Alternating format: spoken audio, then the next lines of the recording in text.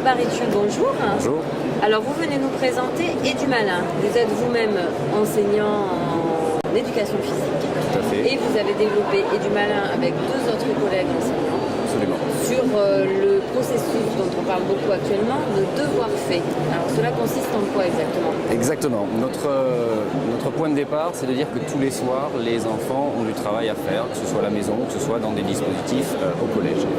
La problématique, c'est de savoir si ces enfants sont outillés en termes de méthode, et ça c'est un premier fondement de notre démarche, une méthode de travail. Donc nous avons élaboré des méthodes de travail qui sont transversales, qu'on peut utiliser dans toutes les matières, pour finalement symboliser le fait qu'un enfant qui apprend une leçon en français, en maths, en histoire, géo, il utilise un organe qui est le cerveau et qui a des mécanismes qui sont communs à toutes les disciplines.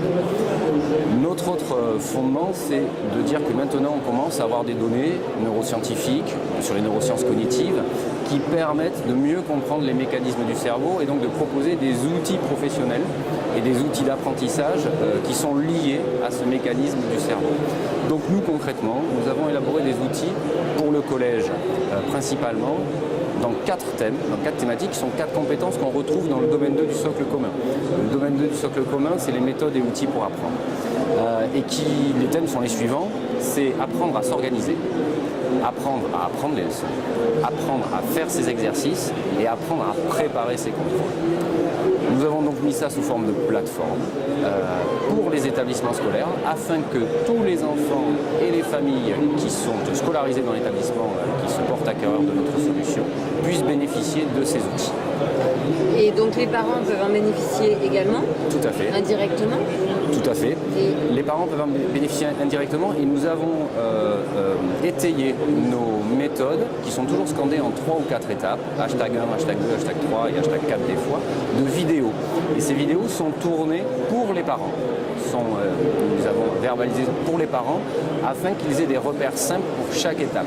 Ce qui donne pour un parent qui n'est pas nécessairement un professionnel de l'éducation, mais à qui incombe la responsabilité et la tâche d'encadrer le travail personnel de son enfant, d'avoir des points de repère très simples pour aiguiller son enfant, afin que ce temps des devoirs qui peut créer des tensions dans les familles au quotidien, qui peut prendre beaucoup de temps, devienne plus fluide, plus efficace et en définitive emmener finalement la famille vers un peu plus de sérénité.